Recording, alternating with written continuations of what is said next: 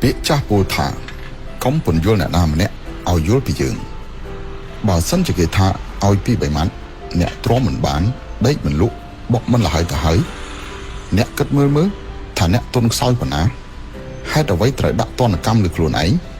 ការខឹងគឺធ្វើឲ្យខូចខ្លួនប្រាណធ្វើឲ្យអារម្មណ៍រញ៉េរញ៉ៃធ្វើឲ្យមានជំងឺធ្វើឲ្យខ្លួនឯងអន់ជាងគេបើអ្នកខឹង1នាទីអ្នកនឹងធ្វើបាបខ្លួនឯងបើអ្នកខឹង1ម៉ោងប៉ះពាល់ដល់ចំណង់អាហារកុំយករឿងមិនសំខាន់ទៅរំខានមនុស្សសំខាន់កុំយករឿងសំខាន់ទៅរំខានមនុស្សមិនសំខាន់ត្រូវចងចាំថាអត្តចរិតគឺជាសំណាងល្អបំផុតរបស់អ្នក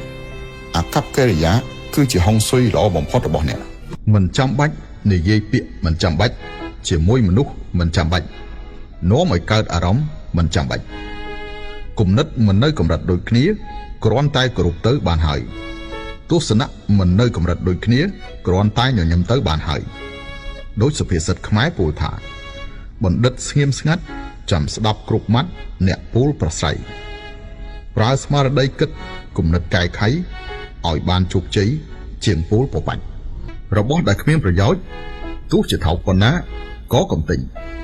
គឺខ្ជះខ្ជាយលុយកាក់មនុស្សដែលពឹងផ្អែកមិនបានទោះជាឯកាប៉ុណ្ណាក៏មិនត្រូវការគឺខ្ជះខ្ជាយពេលវេលាកុំចំណាយពេលទៅលើរឿងនិងមនុស្សគ្មានប្រយោជន៍តទៅទៀតពេលវេលាជាមាសប្រាក់ Time is money 时间是金钱គេថាអ្នកអាត្មានិយម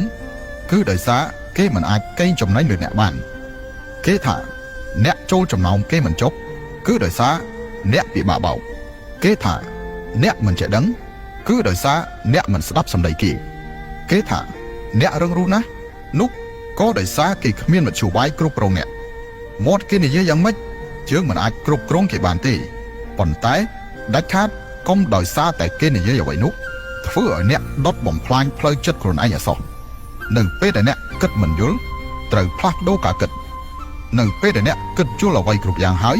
ពាក្យសម្ដីភូតភរកុហកបោកប្រាស់និងការមួលបង្កាច់ទាំងនោះគឺកើតឡើងដោយសារតែអ្នកខ្លាំងពូកែជាងគេ